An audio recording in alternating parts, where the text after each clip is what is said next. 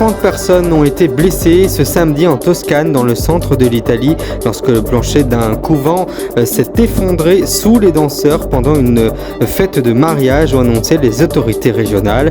5 des personnes blessées sont dans un état critique après cet accident survenu près du nord de Sainte-Florence, selon le gouvernement. À Bastia, l'auteur d'un quadruple meurtre mis en examen après avoir reconnu les faits. Les services de police ont découvert lundi dans un appartement 3 personnes décédées, 2 hommes et une femme. Nous reviendrons sur la mort de Naël puisque 15 personnes ont été mises en examen après l'attaque d'un commissariat en Moselle.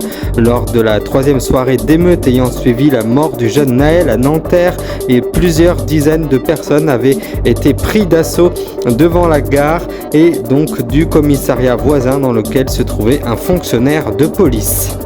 Dans les Hauts-de-Seine, un agent de police aux frontières mis en examen après le démantèlement d'un trafic de drogue. Au total, 9 personnes ont été mises en examen. 47 kilos de cocaïne et plus de 20 kilos de résine de cannabis ont été saisis.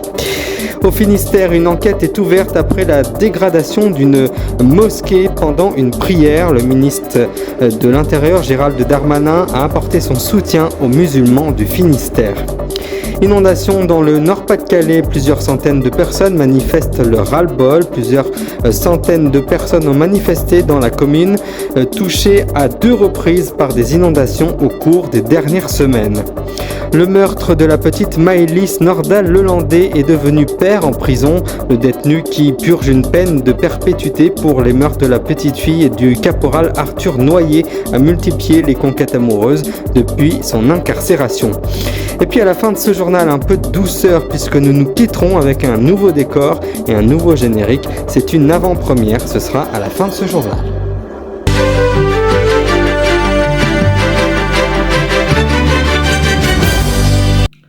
Madame, monsieur, bonsoir et bienvenue dans l'actualité de ce samedi. 30 personnes ont été blessées aujourd'hui à Toscane, dans le centre de l'Italie, lorsque le plancher d'un couvent s'est effondré sous les danseurs pendant une fête de mariage qui était organisée, ont annoncé les autorités régionales. Ce soir, 5 des personnes blessées sont dans un état critique après cet accident survenu près de Pistoia, au nord de Sainte-Florence, selon le gouvernement de Toscane Eugenio Gianni. Une soixantaine de personnes dansaient lorsque le plancher de la salle du premier étage a cédé, selon les médias italiens. Plus de 100 secouristes ont été mobilisés, a souligné Eugenio Gianni sur l'application Telegram. Un homme de 33 ans et ayant reconnu être l'auteur d'un quadruple meurtre lundi à Bastia a été mis en examen et placé en détention provisoire, tandis que les 4 autres gardés à vue ont été relâchés, selon le procureur de Bastia, une information confirmée par l'AFP ce samedi. Le mis en cause, placé en garde à vue, ainsi que 4 autres personnes de son entourage en fin de semaine, a été déféré au parquet dans le cadre d'une information judiciaire ouverte des chefs de vol avec une arme et meurtre lié à la réalisation d'un autre crime, avait indiqué dans un communiqué plus tôt dans la journée de ce samedi le procureur de la République de Bastia, Jean-Philippe Navarre, originaire de Bastia. Il a tout de suite reconnu être l'auteur des meurtres en expliquant s'être rendu au domicile de ses victimes qu'il connaissait pour se livrer à la revente de produits de stupéfiants dans le but de les voler, avait-il alors expliqué. Et dans le reste de l'actualité toujours brûlante, 15 personnes ont été mises en examen, dont 4 pour tentative d'assassinat après leur arrestation dans le cadre de l'enquête sur l'attaque du commissariat d'Agondange dans la Moselle lors des émeutes fin juin. C'est ce que je vous disais tout à l'heure dans les titres, a-t-on appris auprès de l'AFP. Aujourd'hui, auprès du procureur de Metz, 15 personnes ont été mises en examen suite à l'opération d'ampleur survenue mercredi matin en Moselle où 16 individus ont été interpellés dans le cadre d'une information judiciaire ouverte après l'attaque du commissariat, indiqué Yves Badorque, le procureur de la République de Metz, dans la nuit du 29 au 30 juin dernier en 2023, soit lors de la 3e soirée d'émeute ayant suivi la mort du jeune Naël à Nanterre. Rappelez-vous, plusieurs dizaines de personnes avaient été pris d'assaut à la gare d'Agondange et le commissariat voisin dans lequel se trouvait le fonctionnaire de police. 9 personnes dont un fonctionnaire de la police aux frontières a été mis en examen vendredi dans le cadre du démantèlement d'un trafic de cocaïne et de cannabis dans les Hauts-de-Seine, a indiqué samedi le parquet de Nanterre à l'AFP.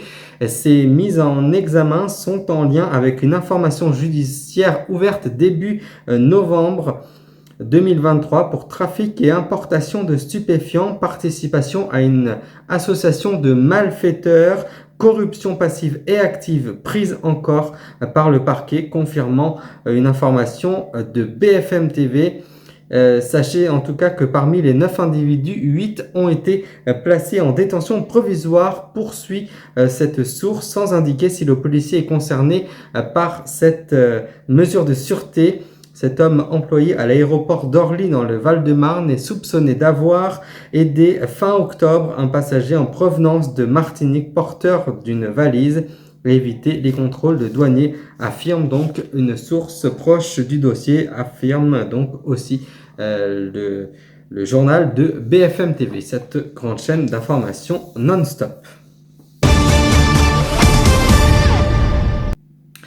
Un individu a essayé de mettre le feu à une porte de mosquée de Saint-Martin-des-Champs dans le Finistère, près de Morlaix, pendant la prière, ont indiqué ce samedi la préfecture du Finistère et le ministre de l'Intérieur, Gérald Darmanin.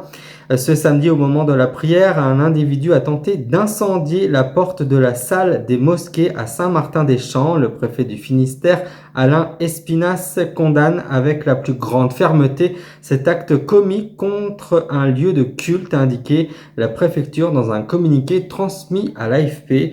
Soutien aux musulmans du Finistère à la suite de la dégradation de la mosquée de Morlaix ce matin. Une enquête a été ouverte afin que l'auteur de ces faits puisse être poursuivi, a réagi le ministre de l'Intérieur, comme je vous le disais, Gérald Darmanin, sur les réseaux sociaux X. Réveillez-vous, Blanc-Bec est en danger. C'est cette phrase que plusieurs centaines de personnes ont manifesté ce samedi en soutien aux habitants sinistrés de cette commune du Nord-Pas-de-Calais frappée par plusieurs épisodes d'inondation début novembre pour réclamer des travaux d'urgence. Nous en avons ras-le-bol complet. On a de l'eau partout, les murs suite, faut que ça bouge et immédiatement. Le gouvernement doit faire quelque chose. Nous en avons marre de recommencer tous la même chose et tous les jours, souffle parmi les manifestants Stéphane Oppard, âgé de 67 ans. Il y a urgence, les gros travaux doivent être faits en règle, tout doit être repensé pour qu'il n'y ait plus d'inondation, a déclaré David Villain, co-créateur du collectif Blanc-Bec AA, plus jamais besoin de ses habitants de la commune. Sa maison a été lourdement touchée par les crues de janvier. J'ai eu jusqu'à 60 cm d'eau dans ma propre maison. C'est inacceptable. On m'a annoncé minimum 1 an avant que je puisse y retourner vivre chez moi dans ma propre maison, a déploré donc David Villain, qui a été relogé dans un studio de Saint-Omer, quelques kilomètres de Blanc-Bec, avec sa petite fille. Il y a 2 mois, rappelez-vous, Nordal Lelandais est devenu père alors même que depuis 2017, il se trouve derrière les barreaux, ont indiqué au Figaro une source proche du dossier confirmant une information du Parisien. Ce soir, désormais détenu à la centrale d'Essissem dans les Hauts-Rhin, il aurait, depuis son incarcération, entretenu et multiplié des conquêtes amoureuses. Ces femmes, ce n'est pas Nordal Lelandais qui vient les chercher, ce sont elles qui viennent à lui, a réagi auprès du Figaro une source bien informée et bien proche du dossier. Concernant la mère de l'enfant, il s'agirait d'une femme avec qui Nordal Lelandais aurait entretenu une relation épistolaire. C'est peu vous dire. Nous souffle cette même source. Après les lettres, il y a les visites et les sentiments sont nés. Les sentiments naissent au fur et à mesure des visites. Poursuit cette même source, assurant qu'il ne s'agissait pas juste d'une amourette, c'est une femme qui a une vie, ajoute-t-on sobrement, sans préciser si celle-ci est égale détenue ou non. Et comme je vous l'annonçais tout à l'heure dans les grandes lignes du Grand News, avant de vous quitter, donc voici le nouveau décor qui s'affiche juste derrière moi. Voilà, c'est tout propre, c'est tout neuf. Et voici la musique qui va arriver. Et voilà, et c'est ainsi que je vous en rappelle l'une des principales informations avec ce nouveau générique. Donc à Bastia, l'auteur d'un quadruple meurtre mis en examen après avoir reconnu les faits. Les services de police ont découvert lundi dans un appartement 3 personnes décédées, 2 hommes et une femme, ainsi qu'un homme grièvement blessé qui a donc succombé à ses blessures il y a 3 jours, mercredi. C'est la fin de cette édition, merci de l'avoir suivi. Dans quelques instants, vous pouvez retrouver toutes les rediffusions du Grand News. Je vous souhaite une très belle soirée, un très bon week-end et nous, on se retrouve lundi pour d'autres informations. Je vous remercie de vous rester fidèles, de nous rester fidèles et je vous souhaite encore un très bon week-end. Merci de votre fidélité.